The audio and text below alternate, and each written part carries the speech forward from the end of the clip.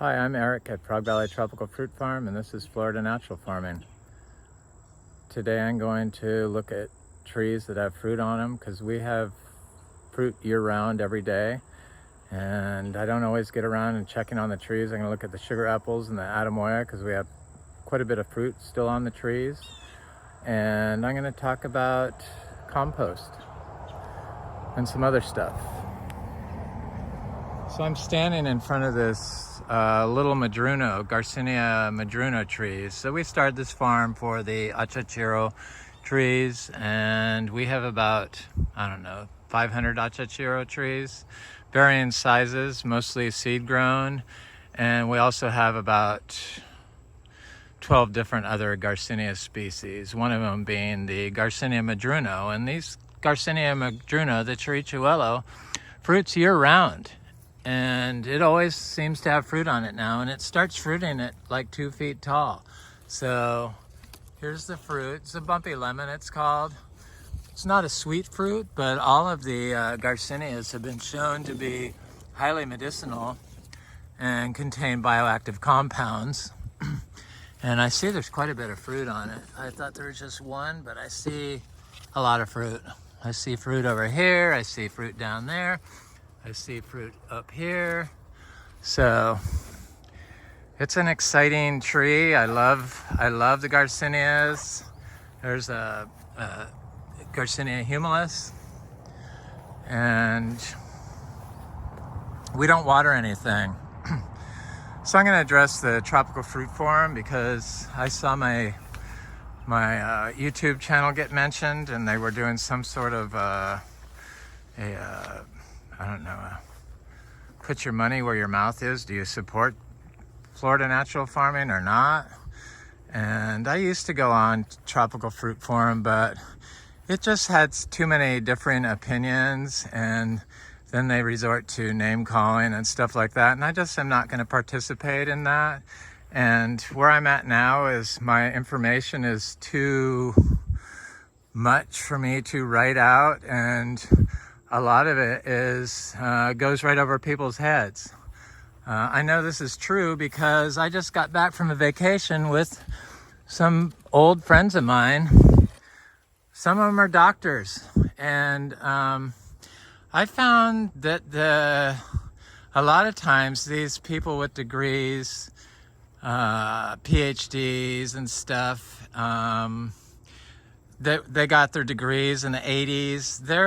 Their knowledge has been passed up. So, and then they eat badly, and they're unable to change with the times. And definitely in the last 3 years, the momentum of regenerative farming and the information being put out thanks to molecular science, quantum biology, has just opened the floodgates on what we now know. So I try to provide links to everything, and in my YouTube videos, and for my references on stuff I've read. And I just don't like people think I should have a thick skin, but I'm human. I'm not a sociopath, so I have feelings, and I get affected by negative comments. So usually 99.9% of the people are supportive on my YouTube channel, and that's not what I get on TFF. It's just too open for I don't know. It's just when somebody says in Santa Barbara that you cannot dry farm, not that they can't dry farm, but they say you cannot dry farm in their area. It's just simply not true. I could dry farm in Santa Barbara. I've done it. I lived in California. I know what I can do, and I know what the earth is capable of doing. And if you have large trees that are very healthy, then there's no reason why your tropical fruit trees that you can grow there, because you can't grow very many of them, but there's no reason your tropical fruit trees can't tap into the same biology that the native indigenous trees are thriving on without any water for months at a time. So when I go out of town, this is a Garcinia humbromiana female tree, and it looks like usually when they start flowering or leafing like that, they're going to start flowering. So I'm hoping that this flowers, but I don't see the male tree leafing out like this. So this is Garcinia brasiliensis. You eat the skin and all. I love them. I plant all the seeds. I really don't push the seeds of this. This is a black sapote. It doesn't have fruit. This black sapote doesn't have fruit either. This tree has produced so much fruit in previous year that it was just covered. So for some reason, this tree has fruit on it. It's black sapote, but it's on the other side. Here's a big cherry of the Rio Grande. It's not Eugenia calycina, but can you see it? But it's Eugenia and something, I don't know. Sorry, I'm just not that into Eugenias. I do have quite a few of them, but it's not something that I like. The black cherry of the Rio Grande, which is what that is. It's not something I have a lot of. So I plant all the seeds. I used to like throw them, but now I make sure and plant them all. And I have a guava in here, this giant massive sugar cane. So yeah, when I go out of town or we have drought for like months on end, weeks on end, where we have no rain, I don't have to worry about it. Nothing seems to suffer, and it's what a relief. And knowing that this is what the future is asking for, to conserve water, I have trouble understanding why anybody would not be on board with this dry farming methods in Florida, especially since they say most areas in Florida are only going to have 7 more years of fresh, clean water left. It's a santal tree. I'm going to work my way over to the Atemoyas. Anyway, that's enough of the TFF. You get it. I may post, but I kind of doubt it. I've been happy not posting on there. It just is not non-supportive. Not all of you, but it's just the 1 or 2 that makes it not good for me. And I feel I do enough videos, and my videos I've never posted a link to any video on TFF, so I don't feel the need to continuously do that. And I get enough support from everyone. Sure, we don't have thousands and thousands of views on every video, but we haven't been doing this. I haven't been doing this very long. Here's a guanabana tree that has flowers on it. This is Miami guanabana. This is a peach cobbler mango. Peach cobbler is one of my favorite mangoes. So we have 250 producing mango trees. This is the orange sherbet mango tree. I need to get a daily manure on them, but I'm still getting it in the back. This is a mango tree that froze 2 years ago at our 31 degrees. This is a fruit punch mango. These mangoes are 3-year-old trees. Well, 4-year-old in January. So this fruit punch mango was covered in fungal issues, and I finally put some manure on it. I use raw zebu manure, the indigenous cow of India, the closest we can get. Miniature zebu, I love them. This is a orange sherbet mango, one of my favorite mangoes. Not a totally impressive flavor profile, but consistently delicious. You would not ever pass up a orange sherbet mango. This is an all summer mango. And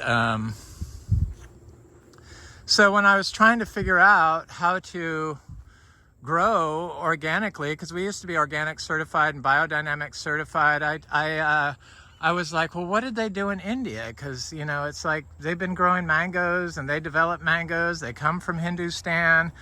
That Hindustan is India. I believe that's what they want to be called now. So it was Indian term is kind of it's not a very nice term. It's a colonial term. But anyway, I looked to Hindustan for information, and I discovered Indian zero-budget natural farming, which is the biggest influence on me besides biodynamic. I have to say biodynamic because to be biodynamic certified, you had to make and use your own compost. So they don't teach you how to make compost. And most of the teachers that make compost today at the colleges, nothing against colleges, but they develop some habits that, and then push them, and without really realizing the full implications of what they're teaching people. And the known source of this is a buttercream mango. Our buttercream mangoes are so amazing. Oh my God, yes, one of my favorites. And one of them has produced 3 crops a year. So we get 3 crops per year off a lot of our mangoes. And I'm sure as they get older, we will get it off of a lot more. And we're a young farm. So I looked to India for inspiration, and I realized I needed some indigenous cows from India, the Bow Indica. And I found the miniature zebu, and I found Rick Bogle, and I got my miniature zebus from him. And first manure that was produced, I made a liquid slurry out of it and sprayed it all over everything. I did it like a biodynamic prep. And within 6 months, our achacha that we'd only had in the ground 4 years produced fruit, and all of our other 7 other Garcinias produced fruit, species that hadn't produced fruit before. And our citrus is just overwhelmingly delicious. This is our Lemon. It is our own fruit from our trees. They're seed grown. We don't water them. I've never given them manure inputs. They didn't produce a lot of fruit this year, but this is going to be their 5th year. And last year and the year before, they produced tons of fruit. Last year especially, they produced tons of fruit. And probably if I put some manure next to them, a pile of our daily manure, of our zebu manure, and it's zebu manure and grass hay, that's all it is. That's our compost. So this is what it looks like. I put it next to all the bananas. So the zebu manure has more nutrients than Bow Taurus, the American cows. More minerals, more nutrients, more biology, whatever. It has more of it. And it's been shown. I'm going to do a link to it. And it's what they've used in Ayurvedic healing of the planet, the ecosystem, the human and the plant, and the ecology of your ecosystem. That's what it's for. And it's based on the cow, the indigenous cow of India. And the oldest book known to man is from Vedic writings. And they believe in a universal consciousness. And I totally believe in the universal consciousness. And I believe that the information that I get is brought to me from this farm. Because the information just comes from me when I observe. So you get it from sense, from visual sense, from smelling and eating the fruit, and from sunlight. And your neurons, if they're not all gummed up with pollutants, then you're able to process information at a rapid rate, and it almost feels like a universal consciousness, which I believe that's what it is.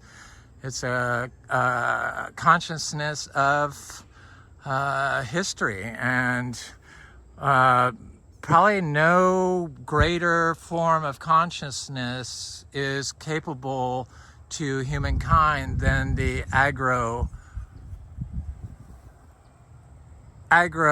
knowledge. But for some reason, we have polluted everything, and people are not able to see what is going on, and what is bad and what is good, and you should be able to just know these things. Anyway, that's how I feel that.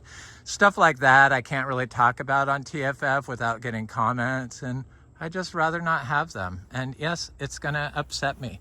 So that's why I don't go on there, and probably won't go on there. I'll just continue on. I will look at TFF like I have, and get inspired to do videos about stuff like that, or questions people have, because everyone seems to have questions. But they sure can tell you what you can't do. And I know that what they tell you can't do is not true. So just by the fact that we fruit and dry farm cacao here, which is supposed to be impossible. We fruit and grow seed-grown cashew, which was supposed to be impossible here. We fruit and grow all kinds of stuff that was not supposed to be possible. So this is our black sapote. And the fruit's not quite ripe yet.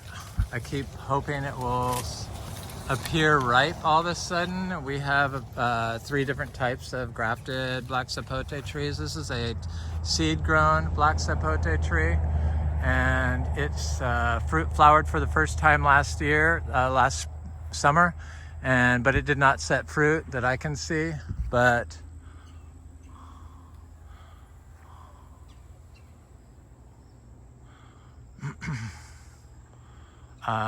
it's probably this year it will set fruit, I would guess.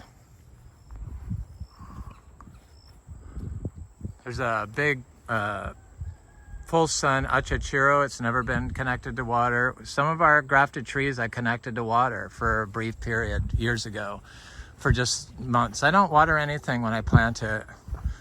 That goes against what everyone says, but our soil is just so good right now that really I don't have to do it. When you see this, that means your soil is like perfect to plant trees into. Because if this stuff all does good and you have bananas doing good, everything else is going to do well, and you probably aren't going to get affected by freeze. So I just knew that since I was a small child, I just knew that cow manure is what you use to grow plants and food crops, vegetable gardens. It's just something I learned. I can't remember where I learned it, but it's just something I knew since I was probably 5 or 6, maybe 7, but I just knew it. I always used to plant the vegetable gardens, seeds. My mom would give me the seeds to go plant the vegetable garden every year, and we dry farmed our fruit trees. We never watered them in California. Watering is a result of the conditioning that universities have placed on agriculture teachers because they have pushed chemicals for so long. So when you say you use chemicals, even if you're using them in combination with manures, that means you have to use water, and you'll never be able to dry farm. So I could tear apart people's comments on that they write down and post, but I don't want to be that person to go after every last thing, and it just creates enemies, and I'd rather just be nice and do my own thing here. And but you can dry farm. You can dry farm anywhere. Sure, it's harder in other areas, but if you have big forests of large, giant live oak trees and sycamore trees and other trees that are thriving, you most certainly can grow other invasive species trees like fruit trees. So this is a Gefner Atemoya, and I got quite a bit of fruit off this little tree. It's finally getting some size to it, but I thought I saw some more fruit on it. I'm trying to look for it as we talk. Yes, there's fruit right there.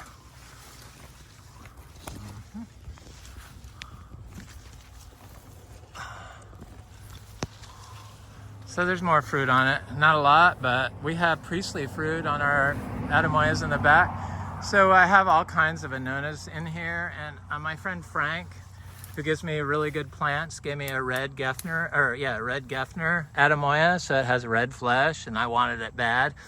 And I left it in the pot too long, and it died. It had a plastic pot. I hate plastic pots, so I'm going to segue into compost now. But So where it wasn't happy. And rather than leave your anonas, if they start turning yellow and losing their leaves, definitely, I usually don't, I've never dug up a tree, but I dug this tree up, moved it over here, and now it has new leaves. These are all new leaves, and it has a new branch. So it was definitely, and I put it right next to this sugar apple and right near this Gefner Atemoya. And it's going to survive because the anonas do very good in here. If you have an area where Atemoyas and other anonas grow well, chances are all your anonas will do good. So we have quite a bit of sugar apple fruit on our trees still, or new sugar apples. And we've never had this late season crop before on these particular sugar apples, but I think they're finally getting of age. I'm not going to go through here because it's a mess. I used to have a trail through here, but obviously I don't. I didn't want to disturb everything, and these Caesar weed have horrible stickers. I understand people's dislike for weeds and stuff. So I'm going to get into compost and raw manure. So we use the raw manure, and I'm so glad I did. Something just told me to use raw manure and hay. It just made sense. It breaks down so quickly, and the raw manure is so full of nutrients and biology that it just, every time I put it next to a tree, they would start fruiting of the zebu manure. And the biodynamic people wanted me to make biodynamic compost out of every bit of manure and not apply the fresh manure, because that's conditioning from the colleges against E. coli. Well, you don't use huge giants amounts. I know a YouTuber that put 120,000 pounds of chicken manure on 10 acres. You don't do stuff like that, period. And I use low nitrogen animal cow manure and donkey manure, which maximum 5% total nitrogen. But I only apply 29 pounds of nitrogen per acre per year. And that seems sufficient. So you don't want to overload the manure. Otherwise, you're going to have issues. Just like anything, too much of a good thing is not good, especially with biologicals.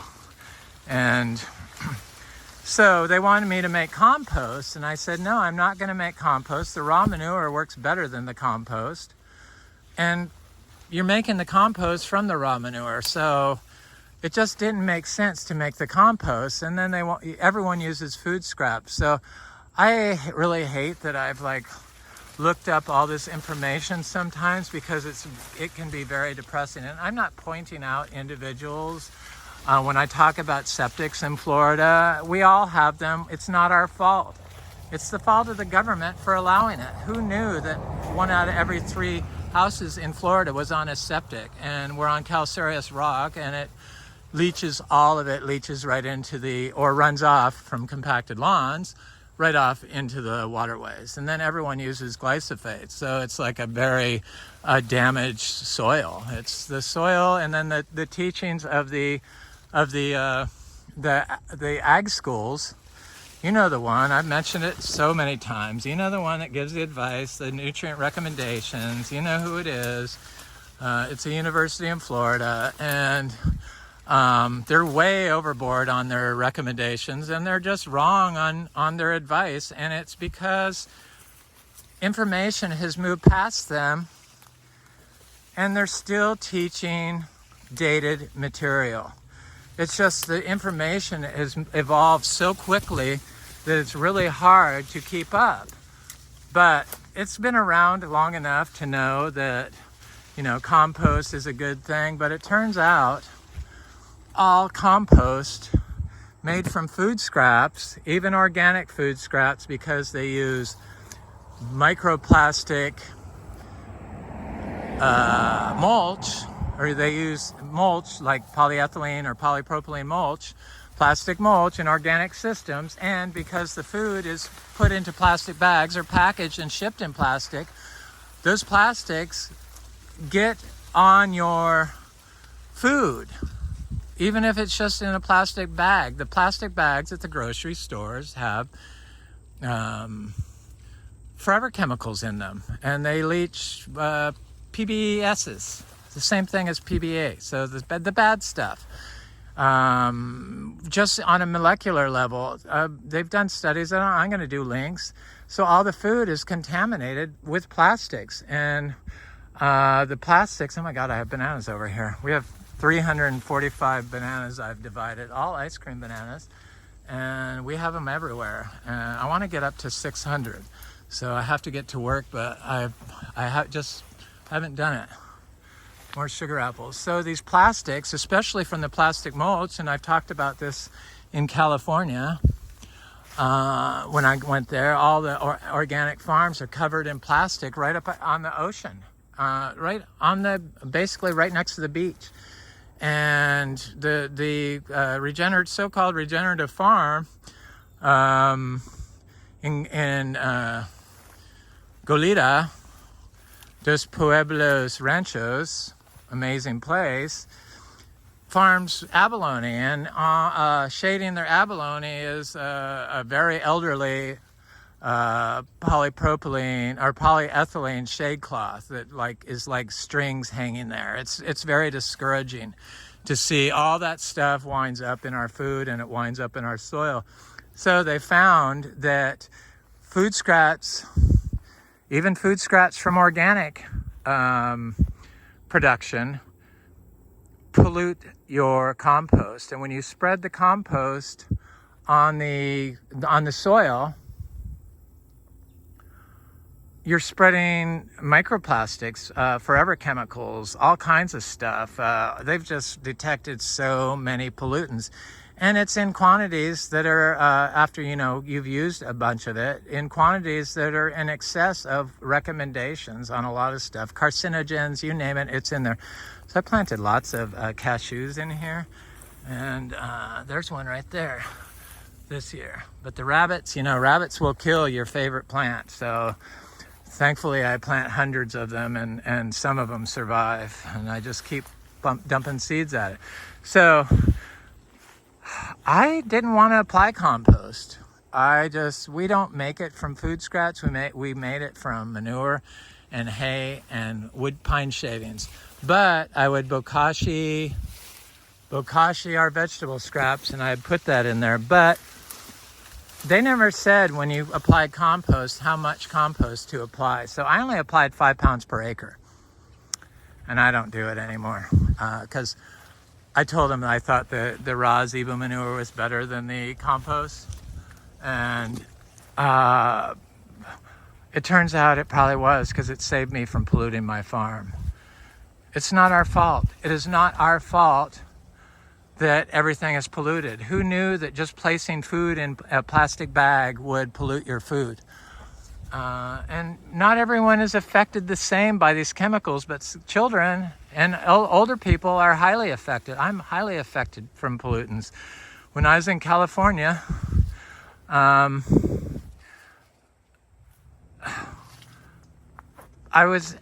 friend has a boat, and 2 of my friends were staying on it that were visiting. We were all, we had different places to stay in Santa Barbara. And my friend put them up on her boat, their boat. My friends, they're married. And it just reeked of exhaust. And it really bothered me. And I would cover my mouth. And they would ask, what's wrong? Nobody else could even smell the exhaust. It didn't bother them. But it really bothered me. And I had lived on a boat before in the San Francisco Bay, a sailboat. I love to sail. And I knew then that I didn't like it, but I didn't realize how nasty and polluted diesel exhaust was, how horrible it was. I just am very sensitive to all these pollutants probably because my system is so clean. I can tell what's bad for me and what's bad for my soil and what's bad for my farm, just without even knowing, pretty much, without, understanding. So they're saying that all of our agriculture soils, that we're growing vegetables on, are highly polluted with forever chemicals because of the plastics, the microparticles from the plastics. And microplastics collect heavy metals. which your plants uptake, and the microplastics, the nanoparticles of the microplastics with the heavy metals on them, because they attract forever chemicals. The microplastics, they attach to the film of the plastic, no matter how small. Heavy metals, and that Atemoya is looking really good here. This is the Kezar mango. I think the Kezar was my best mango this year. Incredible tree from Hindustan, just incredible. I forgot to mention that in my favorite mangoes. I'd mentioned it once, but it was, I believe, my favorite mango this year. And that's pretty hard to do. We have some good mangoes, but this is the way we grow them in a totally healthy system. And now I'm going to segue into how they say you can remediate soil pollution from compost. So I don't know what to do about the compost, the vegetables and stuff, because what are you supposed to do? I'm just going to throw mine around the tree, underneath the tree, and hope that the fungi and the plants and everything filter it out. And I only use them to grow put my aeroids in, which I don't do anymore, and to start some seeds. But I don't use a lot of vegetable scraps. I've stopped putting the vegetable scraps in my bokashi. I put coffee in there, but it's still in a plastic container, so it's probably highly polluted. Who knew? Who knew? I didn't know. That's what I mean. All this stuff, it's like I didn't know. I wish I hadn't known, but I think it's important to tell people. Hi, Romy. He's out with the herd now, finally. He looks so much better. He's a little bull. I'm going to turn you out there. He's 10 months old. He's a miniature zebu. He's a sweetheart. He walks really well. He gets tied up really well. Doesn't ever do anything nasty. He's going to have horns. He's just a little boy. He's just special. Indigenous cow from India, the Bo Indica, miniature zebu. It's what they use in Ayurvedic medicine. My friends didn't even know what Ayurveda was. It's like, I'm just surprised. I'm just surprised. I probably don't know a lot of stuff that they know, but it's just, if you're teaching regenerative agriculture, I'm just shocked that Americans just, their knowledge is like so diluted with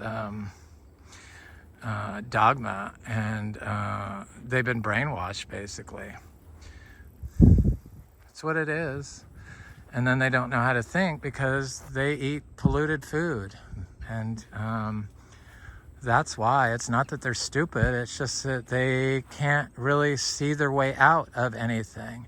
So the miniature zebu, the manure, has been shown, cow manure, especially zebu, indigenous cows from India manure, which they've been using for thousands of years, has been shown to contain bacteria in it that biodegrades polyethylene and polypropylene microplastics.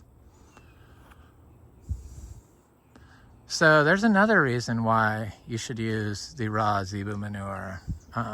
Like I said, not huge giant amounts, but when you throw a pile that's mixed with hay that contains 20 pounds of manure onto something like that, you're not getting any leaching into the soil. It all gets consumed. Biological systems is a capture, kill, and recapture of nutrients. So bacteria gets eaten by something else, it gets eaten by something else, it gets eaten by something else, and all their poop gets recycled. And the miniature zebu manure, I know, creates aggregation on sand. And that was what I was told was something that was impossible too. We have aggregated soil here. I'm gonna look at this tree right here. This is a giant sweet ubajay. It's supposed to be a good fruit. I can't think of the Latin name. Maybe I'll do a link to it, but it's a nice tree. So the miniature zebu manure, which they've been using in Ayurvedic medicine for years, thousands of years, seems to be the answer to a lot of the issues of pollution in our agrosystems. And plants, they have also shown to be a major contributor to cleaning up pollution in our soils. So the more plants and cover crops you have growing to remove and break down these pollutants, these anthropogenic pollutants, the better off your plant is going to be, and the less likely it is to contain large amounts of microplastics and heavy metals and forever chemicals. It'd be better for you. I have another giant sweet ubijay over here. It's a lot bigger. These were gifts from my friend Frank. So trying to remove plastics is so hard. I mean, I keep saying don't put my produce in plastic bags when I go to the store, but I never remember. It's like so conditioned to do that it's just hard to break the habit. And that's what the schools do. They're conditioned to teach the wrong information, even though the information has passed them by. And the information they are teaching is destroying Florida. Like they tell you to remove all the plants from around this tree and either put mulch down or, use some sort of herbicide because the weeds compete with the tree. But in a dry farm system, if you do that, chances are your tree is going to die, because it has been shown that a biodiverse living orchard floor is 2 to 13 times better than mulch at retaining moisture. And it's not just retaining moisture, but all these roots around these plants are full of biologicals, meaning biology that is life-giving to the tree and to us, and has the ability to break down pollutants in the soil. And the fungi, if it colonizes the root zone, has been shown to prevent the uptake of forever chemicals. So that right there is wrong, and there's no competition going on. Guaranteed, the first thing that's going to die during prolonged drought in this system is going to be the grass. And it's not going to die. It's going to sit there like it's been sprayed with glyphosate. So people are into spraying stuff with glyphosate in Florida. And so they'll spray all of this, and then they don't remove it. So it's all green on the outside and mow lawn, and then all around here would be just dead living matter, dead plant material. That does not look better than the green. So it just doesn't make sense to me why they're even doing it. And they just refuse to believe that herbicides are destroying Florida. And well, it's true. And mostly they put them on waterways, ditches and stuff around here. That's what they do. Or on my fence line for some reason. They haven't done it in a while, probably because I called them on it and they've been polite enough not to do it. Maybe they didn't know. I'm going to give them the benefit of the doubt, but they have not done it in a long time. And glyphosate definitely prevents mangoes from holding fruit to maturity. Cacao is one thing they said you couldn't even grow here and needed protection, which is just totally not true. And it's the one that they say is the most cold sensitive. Yeah, under 50 degrees could kill or damage the tree. Well, this tree is a seed grown second generation from something I fruited in in Brevard County, southern Brevard County.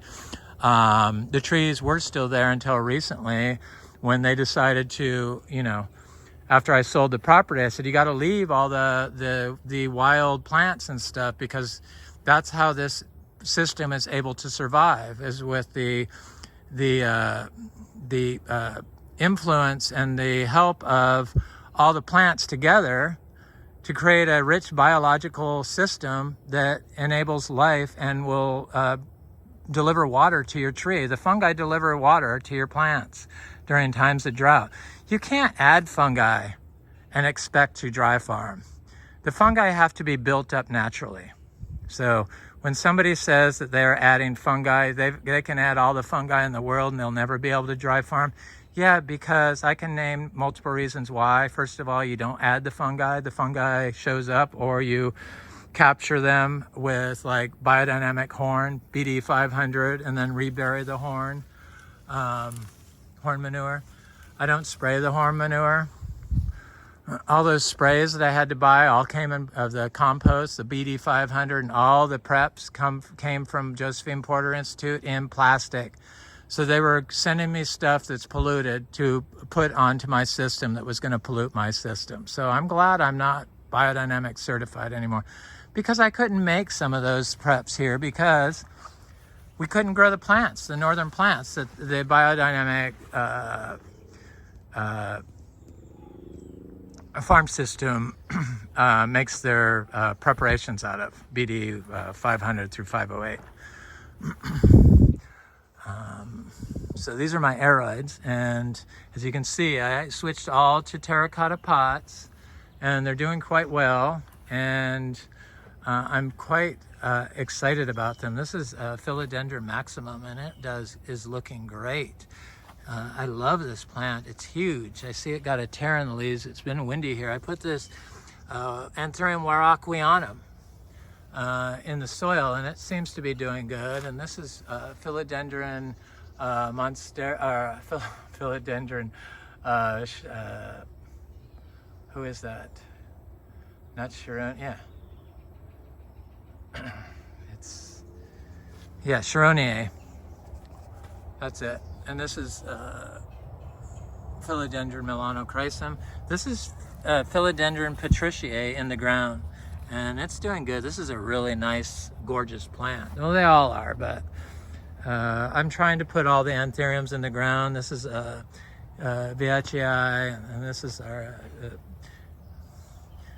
gloriosum, Philodendron gloriosum. And I've got all these little seedlings of cacao, and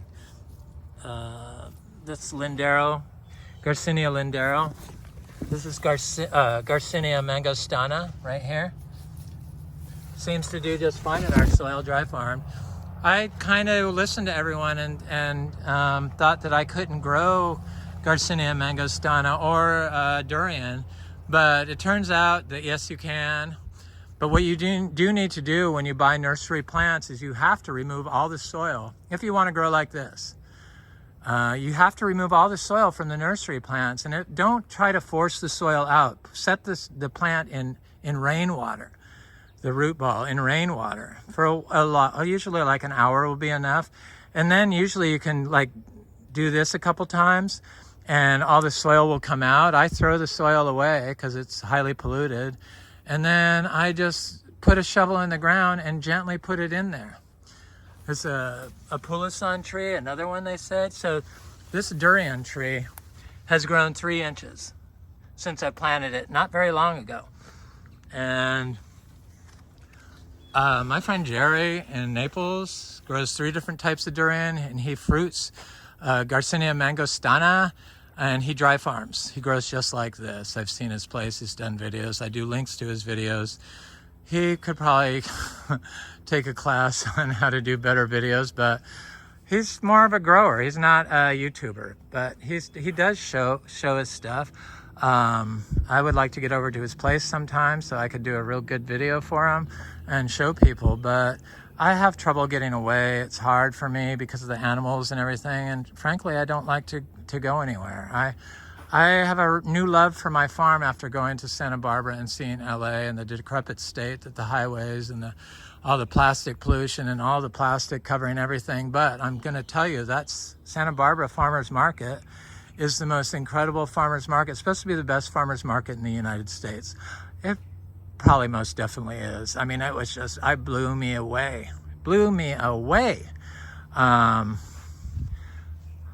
But it's a shame that they've polluted all their soils. But you know what?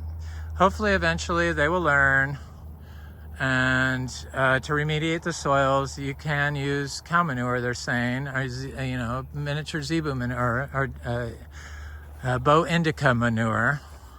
Even the manure from the crossbred of the Bow Taurus crossed with the Bow indica was inferior to the pure Bow Taurus. So it's exciting. I'm going to look at my Philodendron Spirit of Sanctity because people seem interested in that a lot, and I I've got it, and I probably should take better care of it, but it's doing okay. The leaves are very big on some of it. In fact, it's touching the ground here. The leaves, beautiful, beautiful plant. Got a new leaf coming out. Here's an older leaf. They kind of got trashed from the wind, and when it was really hot, they started getting these yellow spots on them. It was just too hot for it, I think. That's a pomelo, citrus maximum, for my friend Frank. Does very good. I'm gonna go look at the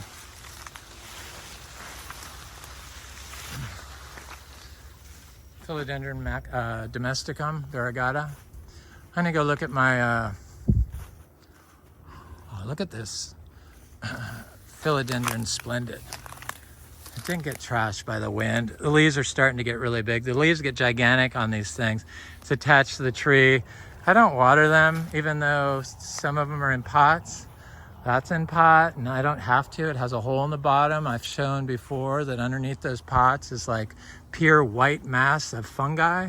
It's just like a solid white giant fungi underneath there. So it's providing the water to that plant in the correct amounts, and also filtering pollutants from getting into the plant, because that's what they do. They've shown that fungi has a protection to prevent them from uptaking these microplastics and the forever chemicals into their tissue, unlike plants, which absorb all this stuff. But if you colonize the roots with a fungally dominated soil, chances of your plant, your tree, to produce a fruit that's full of heavy metals and forever chemicals and plastics are slimmed down.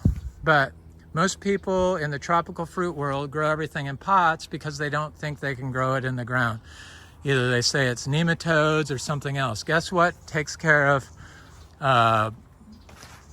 plant carnivore nematodes? You got it, cow manure.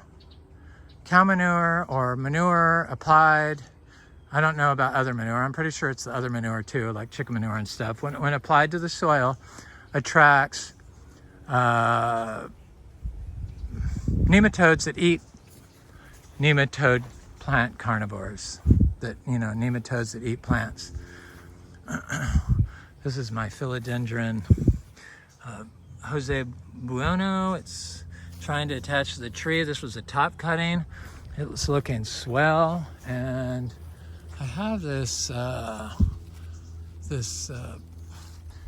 Ingus spectabilis that's finally flowering. So I'm not sure if it's going to set fruit this year or next year, but this tree is like, I don't know, it's not very old, 3 years I think, and it's huge tree. So I expect, we are a little slower than the trees in Miami. So what might fruit in 2 years can take 4 years up here, because it just gets so much colder this far north. We're an hour north of Palm Beach. We're like an hour and a half north of Orlando, along the coast. But we're not right on the coast, so we're right on the border of 9B. But we don't get affected by freeze, because when you have a biological soil, it buffers the plant from environmental and human stressors like pollutants and cold. So an environmental stressor is cold or drought, and a human anthropogenic stressor is plastic pollution or forever chemicals. So forever chemicals and microplastics are basically the same thing, because microplastics contain forever chemicals and microplastics attract forever chemicals. So they're coated with microplastics, and then they congregate around the root zone of plants. So I have this egg fruit, one of my favorite fruits. This is a really good one called Delightful from Garden of Delight in Homestead, and it looks like it's getting ready to be picked. I love them, and I've got seeds growing of this, I think, or rastapote. And this tree took a year off from fruiting after the 31 degrees, but it seems to bounce back and is doing quite well. Very well, in fact. So I talked about selling this farm in the past, and people thought I sold the farm. I have not sold the farm, obviously. we are actively looking for somebody that would be interested in buying it, but after returning from California, I'm kind of hesitant to do that. And we're never going to list this with a real estate agent ever. So I don't know how. The only reason why I would like to sell it is because I'm not into being a fruit seller, but it seems like the more I'm doing it, the more I'm becoming acclimated to it. And it's not so bad. Hasn't been so bad. But 10 acres in with a decent house on it in Vero Beach, that's not next to the dump or not adjacent to Syngenta. Yeah, there's some properties that are cheaper that are like very close to the dump and very has Syngenta in the backyard. Syngenta is in Vero Beach, their Tez Gardens. So it does have drift from that. You don't want to be near that. You don't want to be near a golf course. You don't want to be near the dump. The dumps have been shown to be huge areas of toxins in the air, because all these pollutants, they travel through air, water, and soil, or they're in the air, water, and soil. And so of course the dump is going to have large amounts of chemicals in the air, like forever chemicals wafting through. It's just scary. It's a scary time. It's a scary time to have children, and it seems like the cow manure is going to provide the answers to a lot of people's issues that they have, either from environmental stress or man-made stress, pollution. I just have to look at this. Is a honey kiss mango, and this is a peach cobbler mango. It's gotten huge. This is a 3-year-old tree. So to say that you have to water in Florida mangoes is just totally, it's going to be 4 soon, but still it's 3 years. 3 years and like 8 months, but it's a huge giant tree already. And I bought all of our trees that are grafted from tiny 3-gallon trees, like 2-foot tall trees. This is our one of our fruiting Quimoc. We have 2 different types of Quimoc, fruiting Quimoc. This one's produced fruit for the last 3 years. The crop this past year wasn't the best. It doesn't seem to like the excess water, and we had a lot of water when it had a lot of fruit on it, and it slowly dropped most of the fruit. I did get a couple of fruit off of it, and mangoes are my favorite fruit now. Our mangoes, they're superior to anybody else's mangoes. I don't care what you say they are. I've had the other mangoes, and there's no comparison. And that's why I don't push them. I don't push our mangoes. I can eat a lot of mangoes, but I'm getting to the point where maybe I'm not going to be able to eat my way through my 250 mango trees. And last year, I think I gave most of them away. Sapodilla trees. Anyway, that's my video today. This is Eric, and this is Frog Valley Tropical Fruit Farm at Florida Natural Farming. I hope you have an excellent day, and try to take care of Florida and grow healthy. Thanks for watching.